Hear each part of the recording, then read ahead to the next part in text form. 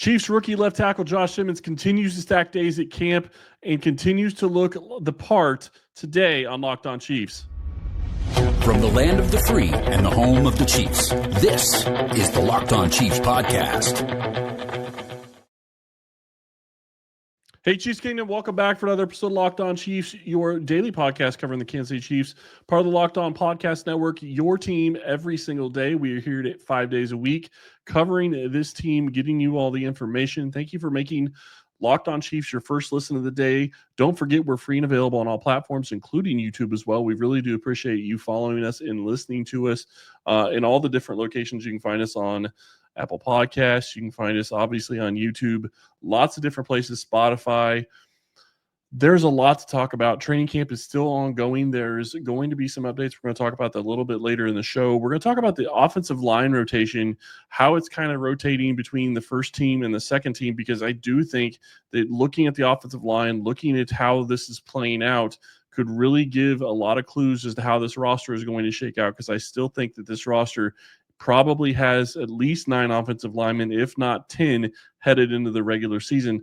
But we're going to talk about Josh Simmons. He continues to stack days, and it is making people notice, and he is continually showing that he belongs in the NFL, and he's having good days at camp. He's having good days in one-on-ones. He's having good reps in team drills, and you see progression coming from him with each snap that he takes. There's going to be some stuff that he needs to work on, and that's fine. We'll get into that in just a minute.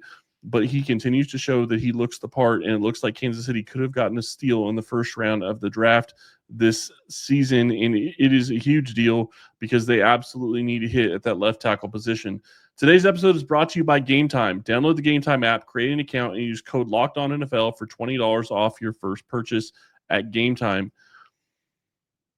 Talked about this on yesterday's show, and I'll talk about it again on today's show. Simmons continues to stack quality reps, rep after rep after rep, and this is exactly what you need to hear.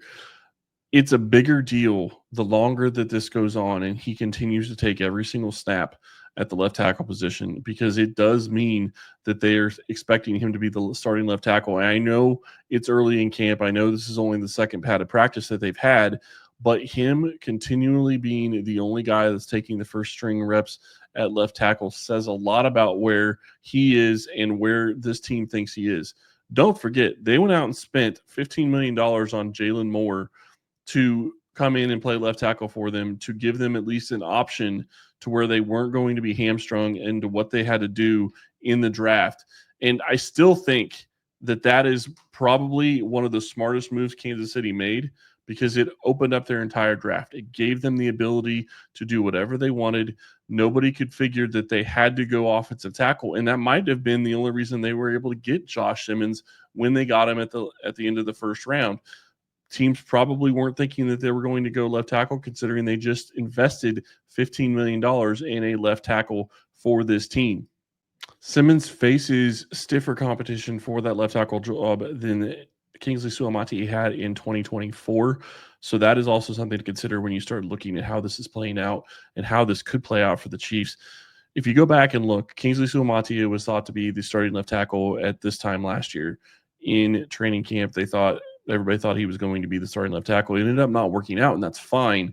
He's going to be playing the left guard position. We'll talk about him a little bit more in the next segment. But my point is, they didn't really have anybody that could come in and play that left tackle position besides Kingsley Suamataia. Yeah, they had Wanya Morris, who has played there at times and is right now rotating as the second left tackle. We'll talk about that again in the next segment.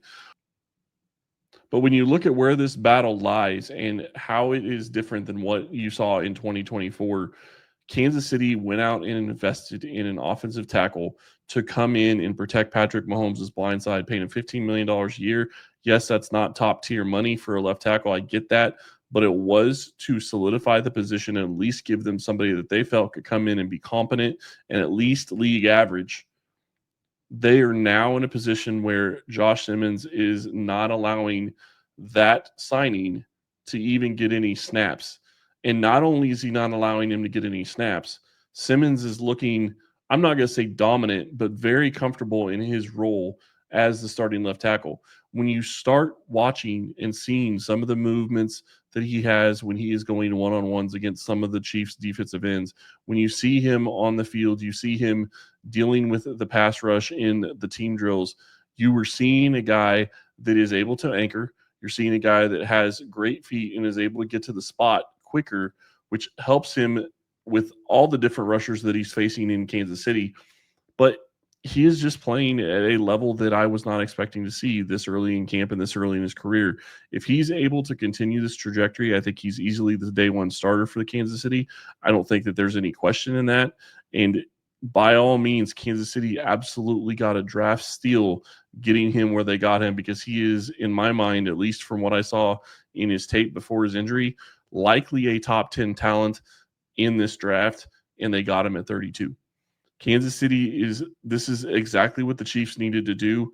I know people will argue and say you shouldn't have spent $15 million, but I would make the argument I don't know if he's there for Kansas City to take, or if somebody allows Kansas City to make a trade and get him at 32 if they don't go and pick Jaylon Moore. And I also don't know that Kansas City probably would be looking at getting Josh Simmons at 31. I don't know that somebody wouldn't have maybe hopped up above Kansas City to try to take him in front of Kansas City if he was still sitting there, knowing that the Chiefs needed a left tackle. So I do think that having Jaylon Moore played a part into the Chiefs being able to draft Simmons where they got him. Don't get me wrong. I know there was a question about his injury, and obviously Kansas City did their homework and they felt comfortable with it. So that makes a ton of sense.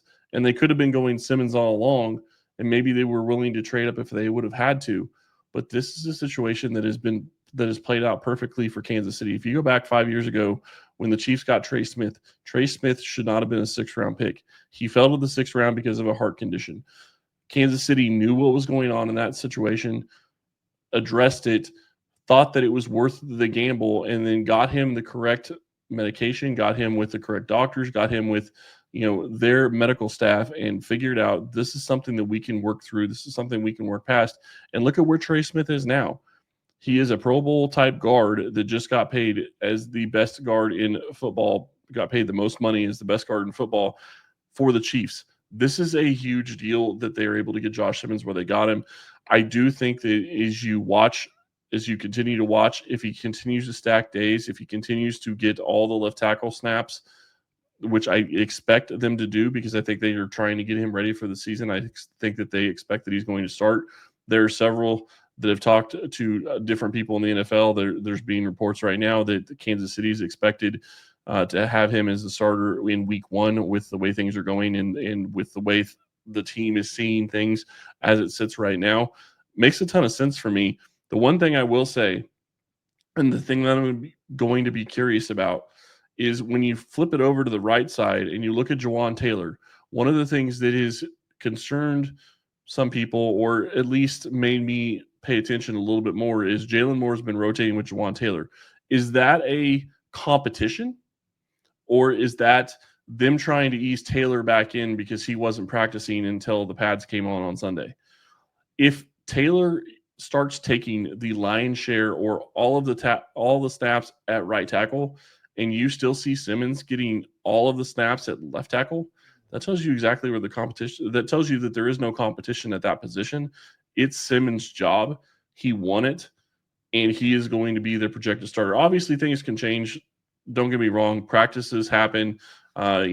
It's possible something happens and Simmons takes a step back, but it doesn't seem like that's going to be the case right now. It seems like he is absolutely on target to start for the Chiefs in week 1 in Brazil, and that's a fantastic deal for Kansas City. I'm really excited to see where that could go, where it could lead, and we have a lot more to talk about the offensive line and what it's going to mean with the offensive line rotation right after this. Have you ever decided at the last minute to head to a ball game with friends and family? Maybe it's a game day and you suddenly realize you want to be in the stands. That's exactly where Game Time comes in. It's the easiest way to grab last-minute tickets without the stress. With the money you save on tickets, you can splurge on food, drinks, merchandise, or even invite a bigger group to come with you. Game Time makes it possible. Game Time makes buying tickets fast and simple. Prices on the app actually drop the closer you get to first pitch, And they've got incredible last-minute deals, clear seat views, and a lowest price guarantee that takes the worry out of buying. Game Time is the official ticketing partner of Locked On MLB, making it easy to browse the app for an exciting upcoming MLB game. Tired of endless scrolling, trying to find the best deal? Game Time's zone deals pick the best seats in the section for you. Seat views right in the app before you buy, so you know exactly where you'll be. Take the guesswork out of buying tickets with Game Time. Download the Game Time app, create an account, and use code LOCKEDONNFL for $20 off your first purchase. Terms apply. Again, create an account and redeem code LOCKEDONNFL for $20 off. Download the Game Time app today. Last-minute tickets, lowest price guaranteed. Game Time is the sponsor. Go check them out and go get ready for some Chiefs preseason games that are coming up in the coming weeks. Kansas City will be hosting a couple of games, and they will be playing. Cannot wait. Football is almost here. This is the Tuesday episode, and we're talking about football. We're talking about training camp, and football actually starts. We will have NFL football on Thursday night. The Chargers play on Thursday night. Cannot wait against the Detroit Lions in the Hall of Fame game. That is going to be something to watch. Really looking forward to that. And NFL football is almost finally back. About a week and a half away, Chiefs will face off against the Cardinals. That will be the first preseason game. We will finally get some information about this team, how this is going to play out. And when I talked about in the first segment, Josh Simmons looks like he has a stranglehold on that left tackle position. Obviously, like I said, things can change, but it looks like he is going to be that guy right now. And as that sits, then you have to wonder, okay, how does the rest of this offensive line shake out? Well, we're getting a little bit more information about how the offensive line is looking. Obviously, Jawaan Taylor is splitting reps right now with Jaylon Moore. That's expected. And again, the big question there is that an actual competition, or is that them easing Jawaan Taylor in from his injury? We will find out in the coming week. I would imagine we'll know a lot more once preseason game number 1 kicks off on the 9th, on a week from this coming Saturday, because that'll give you an idea. Okay, is Jawaan Taylor the guy that's going to be out there with the ones the entire time, or do they have Jaylon Moore out there taking some snaps in Taylor's place at times? Then that would make me think that maybe it's a competition. The other nice thing is when you start looking at this offensive line, I've been talking about Josh Simmons. We've been talking a lot about how he could be a huge part of this offensive line. Looks like he could be. The other one you're not hearing anything about right now, and this is really exciting in my mind, Kingsley Suamataia. You watch different clips, he looks like he's comfortable at his position. You don't hear him being talked about as having issues in camp, and that is exactly what you want from a guy that is playing a new position at left guard. So it does look like, at least at this point, he is continuing to take those starting left guard reps, and they're giving him the opportunity to win that role. We will know a lot more as the week goes on, and whether or not he gets all those starting snaps going into the preseason game next week. Obviously, Creed Humphrey's the starter and Trey Smith is the starter, and I would expect Jawaan Taylor is the starter, although that still could be a competition. We'll see. When you start talking about the second offensive line, that's where it gets interesting to me. And I do think that the fact that Jaylon Moore is rotating a lot with Jawaan Taylor is the reason he's not the second string left tackle right now. That's Wanya Morris. So I'm curious to see how that plays once you get to a point where either Jawaan Taylor wins or Jaylon Moore wins the right tackle job. If that's really a competition, then you have to wonder, okay, does Jaylon Moore actually switch over and start playing left tackle as the second left tackle? Then what do they do with Wanya Morris? How do you get those snaps? Who do you give those snaps to? And who is going to play both of those tackle positions? Because right now, Wanya Morris is the second line left tackle, and you have Ethan Driscoll as the second line right tackle. Driscoll's a guy who could be on a roster bubble right now based on the fact that they drafted who they drafted this year in Josh Simmons, and they went and signed Jaylon Moore. So there you have 2 tackles. You have Jawaan Taylor, that's a third. You have to figure that Wanya Morris is going to be on the roster. That's 4. Are you going to keep 5 tackles? They kept Driscoll all last year, and it made a lot of sense. When you watched him in the preseason, he has the ability to move like nobody else. And I will say Based on what I saw last year, I'm not going to say that I would be comfortable with it this season, but we haven't seen the progression from year 1 to year 2. Is it a question of, can Driscoll become a starting caliber tackle in 2026, maybe in 2027? Because the reality is when you start looking at this offensive line, Jawaan Taylor is not going to be here in 2026. You would expect Jaylon Moore just slides over if Simmons continues to play the way he has been at left tackle and takes the starting right tackle role. But is it possible that Ethan Driscoll becomes the future right tackle? That's going to be something to watch. I'm really going to be curious to see how he plays once you get to the preseason games, what you're able to see from him. Does he take a step forward from what he showed last year? Does he take a step back? How does he look compared to what he looked like last year? I do think that he is going to push and make it really hard for the Chiefs to decide, are they going to keep 9 offensive linemen? Or are they going to keep 10 offensive linemen? Because don't forget, you have all the other positions to figure out how you're going to get this roster put together. And getting Driscoll on this roster and keeping 5 offensive tackles seems a little bit outlandish when you consider that you only have 2 tackle spots. Yes, you want a backup tackle, which right now I would assume is going to be Jaylon Moore, and then you want another tackle on your roster. So I would expect 4 tackles total, and that would mean that you would have maybe 5 spots left for a total of 3 positions on the interior. Obviously, Creed Humphrey, Kingsley Suamataia, and Trey Smith are on this roster. As of right now, I would expect that you also have Hunter Norzad and Mike Caliendo also on this roster. That gets you to 5 interior offensive linemen, and those are the guys that are actually playing the interior offensive line right now for Kansas City. Both Hunter Norzad and Caliendo have been switching back and forth between guard and center, and that's exactly what I would expect to happen, because both of those guys are going to have to figure out between both of those guys, if they're going to choose one or the other, who they're going to take, and both of them need to be able to play guard and center because they need a backup center for Creed Humphrey. When you look at what happened in Monday's practice, an interesting name popped up that hasn't been playing on the interior and got some snaps with the second team offensive line, and that's Chu Godric, the international player that has been on the Chiefs practice squad for the past couple of years. He's continued to be their international player. They've had him in camp for the past 2 seasons, and he's mainly played offensive tackle. He's been, generally speaking, I believe, the 3rd or 4th string offensive tackle for them. As an international player, it hasn't really surprised me that he hasn't gone any further than that. But to get some second team snaps, to give him the ability to get in there with the twos and to mix it up to see if he has the ability to come in and play in a guy that likely wasn't even talked about as having a chance at making the roster in any year for the Chiefs, just because he's an international player and hasn't played a ton of NFL caliber type football, or much NFL caliber type football other than the preseason games. You have to wonder, can Godric step in and be a guy that can give them something that they don't have? I don't see it based on what I know of the player and what I've seen from him to this point. But the fact that they're giving him second string snaps with the offensive line, trying to see what he's able to get done and see if he can step in and do something, tells me that there's a little bit of interest there. They want to see him at a different position and see if he can take a step forward. I don't know that he's going to be able to challenge for a spot on the roster based on the numbers that we have talked about already. In theory, it's possible that he can make the roster, but he would have to beat out Mike Caliendo or Hunter Norzad, and I don't see that happening based on what we've seen from him to this point.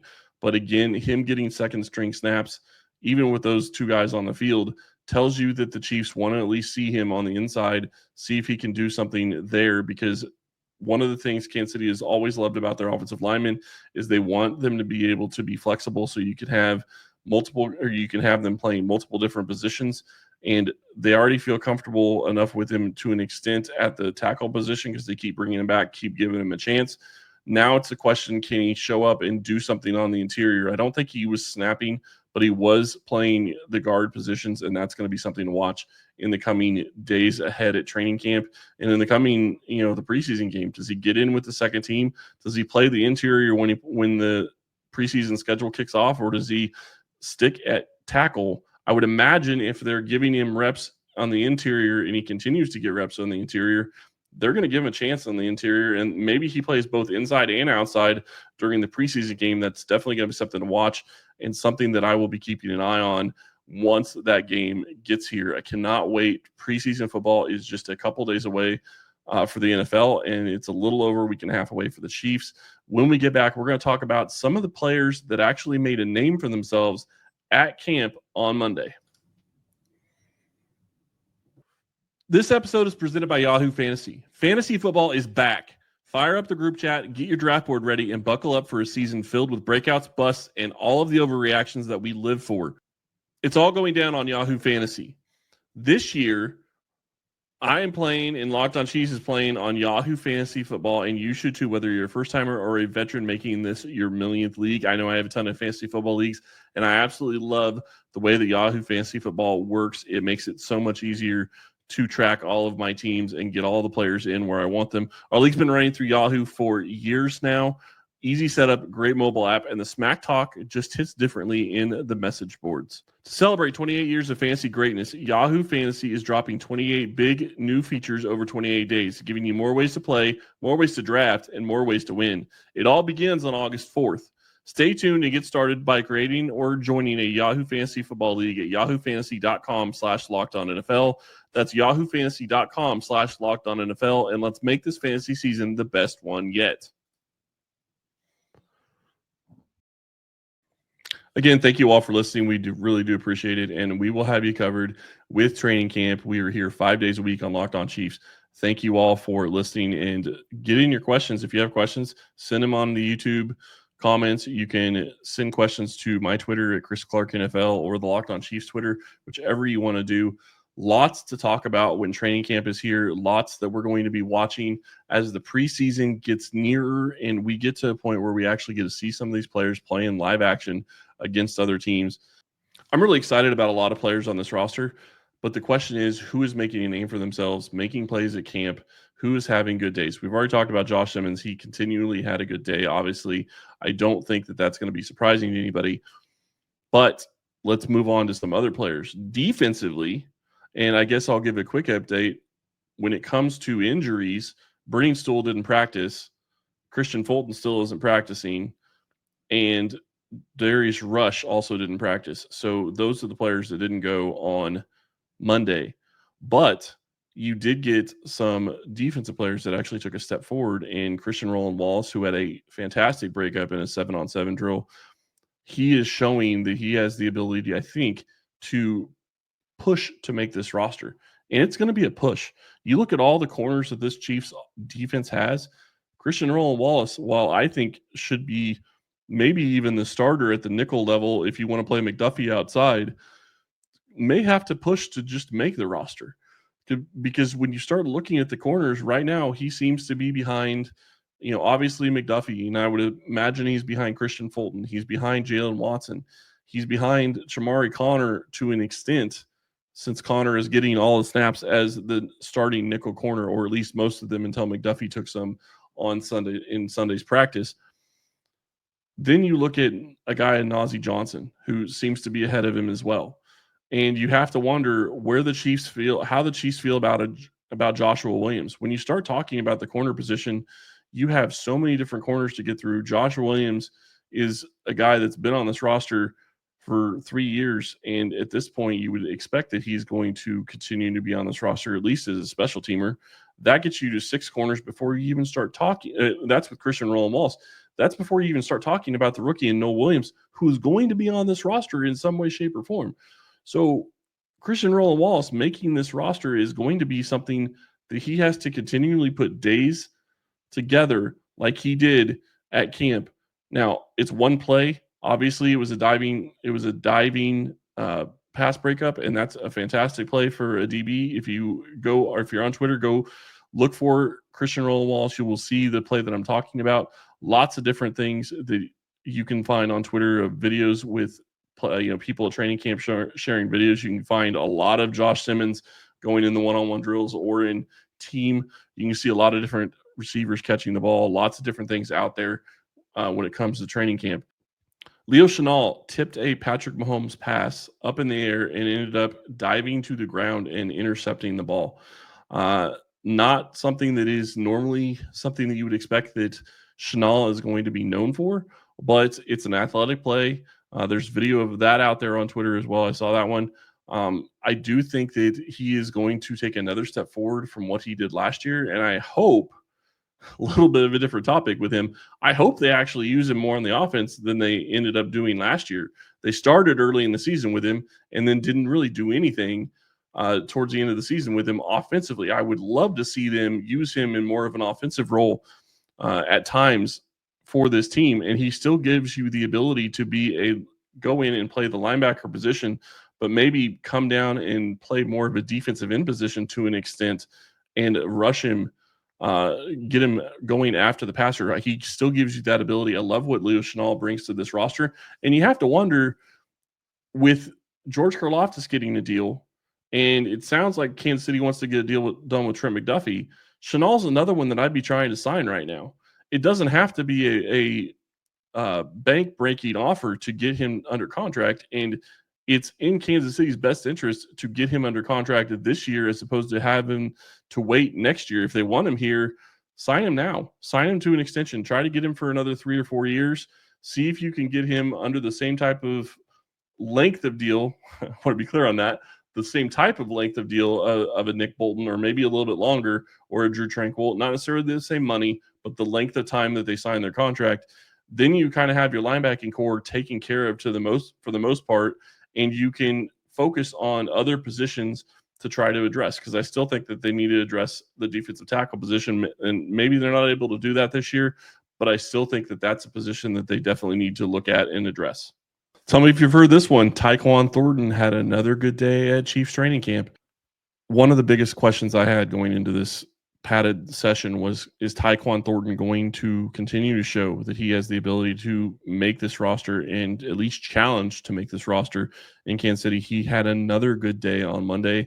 He is making a case for himself to make this roster, and with this Rice suspension, I do think that he has a good chance at doing it. If he continues to stack days for this Chiefs team, it's looking like signing him last year and then bringing him back this year for the roster could be a steal. If he's able to get on the field and give them the extra burner that they have, I mean, an additional burner on top of what they already have, it's a huge win for this team. Saving a funny one for the last, Mike Caliendo caught a touchdown pass. It was not a design touchdown pass to an offensive lineman. Ball was thrown to a wide receiver. It got batted up in the air at the line of scrimmage. Mike Caliendo caught it and got it into the end zone, and the crowd cheered. So congratulations to Mike Caliendo for getting a touchdown in training camp. That is going to be it for us today. Ryan and Matt will be back tomorrow to talk more about training camp. Matt's going to give you some of his observations and tell you what he is seeing from this team at training camp at St. Joe. We'll have much more coverage of training camp as it goes on here on Locked On Chiefs. Thank you all for listening today, and we will talk to you tomorrow.